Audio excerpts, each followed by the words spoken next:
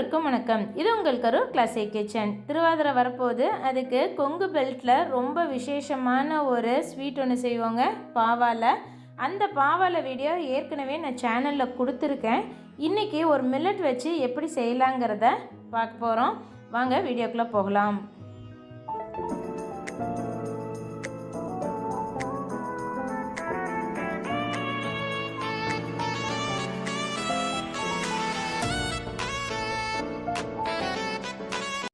இதுக்கு நீங்கள் எந்த சிறுதானியம் வேணாலும் பயன்படுத்திக்கலாம். நான் இன்றைக்கி குதிரைவாளி எடுத்திருக்கேன். ஏற்கனவே வரகும் தினையும் வச்சு நான் எப்படி பாவாலை கிளறதுன்னு காமிச்சிருக்கேன். இன்றைக்கி குதிரைவாளி ஒரு கப் அளவுக்கு எடுத்துக்கிறேங்க.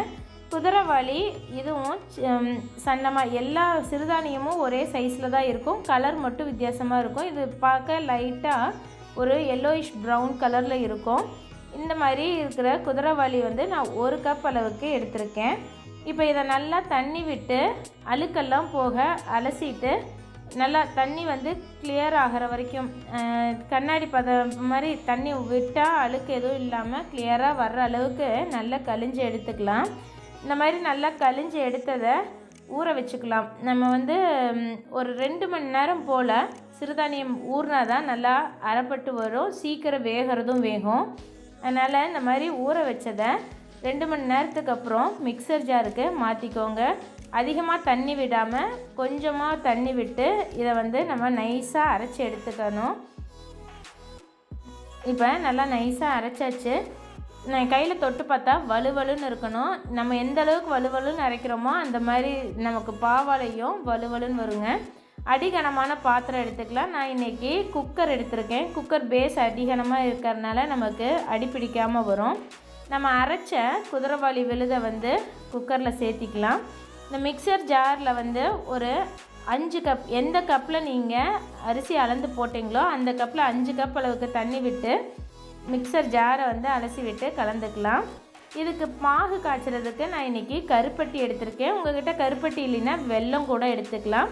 கருப்பட்டி இந்த மாதிரி துருவி எடுத்ததை ஒரு சாஸ்பேனுக்கு மாற்றிட்டு ஒரு 1/2 கப் போல் தண்ணி விட்டு நம்ம கரைச்சி எடுத்துக்க போகிறோம். இந்த கப்பில் நம்ம 1 கப் அளவுக்கு அரிசி எடுத்துருக்கோம். நான் இப்போ 2.5 கப் அளவுக்கு கருப்பட்டி சீவல் எடுத்திருக்கேன். கருப்பட்டி கொஞ்சம் இனிப்பு சுவை கம்மியாக இருக்கும், வெல்லம் இனிப்பு சுவை அதிகமாக இருக்கும். நீங்கள் வெல்லம் எடுக்கிற மாதிரி இருந்தால் 2 கப் எடுத்தால் போதும். கருப்பட்டினா 2.5 கப் எடுத்துக்கோங்க. அடுப்பில் வச்சு நல்லா கிளறி விட்டிங்கன்னா மீடியம் ஃப்ளேமில் வச்சு பாகுகளை கருப்பட்டி நல்லா கரைஞ்சி நுரைச்சி பொங்கி வரும். அந்த ஸ்டேஜ் வரைக்கும் நல்லா கரைச்சி எடுத்துக்கோங்க.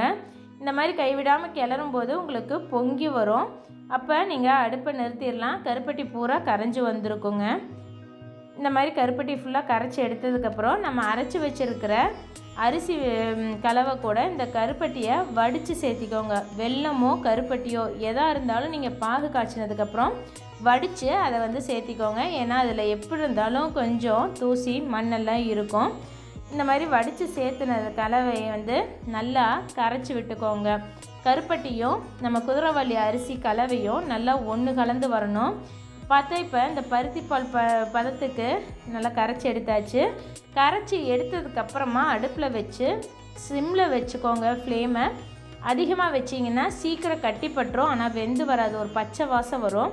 அதனால் சிம்மில் வச்சு பொறுமையாக கைவிடாமல் தொலைவி விட்டுக்கிட்டே இருங்க. ஒரு 5 நிமிஷத்துலேருந்து 7 நிமிஷத்துக்குள்ளே நம்ம சேர்த்துன அரிசி திக்காக ஆரம்பிக்கும். இந்த மாதிரி கைவிடாமல் கிளறிட்டு இருக்கும்போதே உங்களுக்கு தெரியும் அதோட பதம் மாறி நல்லா குழம்பாட்டு நல்லா திக்காகி வரும். கொஞ்சம் நேரத்துலையே நல்லா திக்காக வந்துடுங்க. கலர் சேஞ்ச் ஆகிறது உங்களுக்கு நல்லா தெரியும். ப்ரௌன் கலர், லைட் பேல் ப்ரௌன் கலரில் இருந்து அந்த கருப்பட்டி அரிசி கூட சேர்ந்து வெந்து வர வர நல்லா டார்க் கலரில் வரும். இந்த மாதிரி கைவிடாமல் கிளறிகிட்டே இருக்கும்போது நல்லா பாவாலை கெட்டிப்பட ஆரம்பிச்சிருச்சுங்க. கைவிட்டிங்கன்னா 1-2 கட்டி கட்டியாக ஆகிடும். அதே மாதிரி அங்கங்கே அடிப்பிடிக்கவும் ஆரம்பிச்சிடும். அதனால் இந்த மாதிரி கைவிடாமல் கிளறினீங்கன்னா கார்ன்ஃப்ளவர் அல்வா கிளறினா எப்படி ஒரு கிளேஸோட பளபளப்பாக வருமோ அந்த மாதிரி வரும். வெந்துருச்சுன்னா இந்த மாதிரி வெடித்து வருங்க.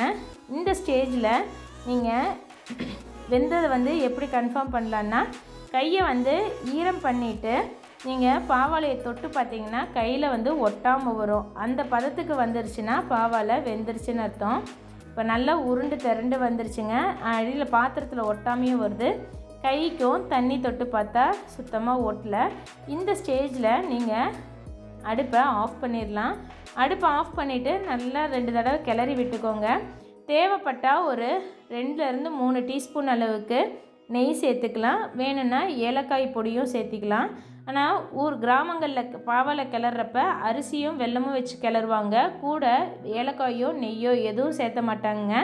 அப்படியே என்ன அரிசி பாவாழையில் என்ன சுவை வருதோ அதுதான் வந்து ரொம்ப நல்லாயிருக்குன்னு சொல்லி எங்கள் அம்மையெல்லாம் சொல்லுவாங்க. இப்போ இதை வந்து சூடாக சாப்பிட்டா அது ஒரு டேஸ்ட்டாக இருக்கும். ஆற வச்சு சாப்பிட்டாலும் இது நல்லா இருக்குங்க. நீங்கள் பாவாழை இந்த மாதிரி கிளறி எடுத்து வச்சு அடுத்த நாள் கூட நீங்கள் ஃப்ரிட்ஜில் வச்சிட்டிங்கன்னா அடுத்த நாள் கூட சாப்பிட்டுக்கலாம், ஒன்றும் ஆகாது. பார்க்குறக்கு அல்வா மாதிரி இருக்கும். மில்லட்டில் செய்யும்போது கருப்பட்டியோடு சேர்த்து சாப்பிடும்போது இன்னமும் டேஸ்ட்டும் நல்லது, உடம்புக்கு ரொம்பவே ஹெல்த்தியும் கூட. குழந்தைங்களுக்கு நீங்கள் ஈவினிங் ஸ்நாக்காக கூட நீங்கள் அப்பப்போ இதை செஞ்சு கொடுக்கலாம். இந்த திருவாதிரைக்கு உங்கள் வீட்டில் நீங்களும் இந்த மாதிரி டிஃப்ரெண்ட்டாக மில்லட் வச்சு ஒரு திருவாதிரை களி செஞ்சு சாமி கும்பிடுங்க. செஞ்சு பார்த்துட்டு எப்படி வந்திருக்குங்கிறத மறக்காமல் எனக்கு கமெண்ட் பண்ணுங்கள். வீடியோ பிடிச்சிருந்ததுன்னா லைக் பண்ணிவிட்டு உங்கள் ஃப்ரெண்ட்ஸ் கூடயும் ஷேர் பண்ணிக்கோங்க. இது வரைக்கும் எங்கள் சேனலுக்கு சப்ஸ்கிரைப் பண்ணாமல் பார்த்துக்கிட்டு இருந்தீங்கன்னா சப்ஸ்கிரைப் பண்ணிவிட்டு கூடவே பக்கத்தில் இருக்க பெல் ஐக்கான் கிளிக் பண்ணி வச்சுக்கோங்க. தேங்க்ஸ் ஃபார் வாட்சிங்.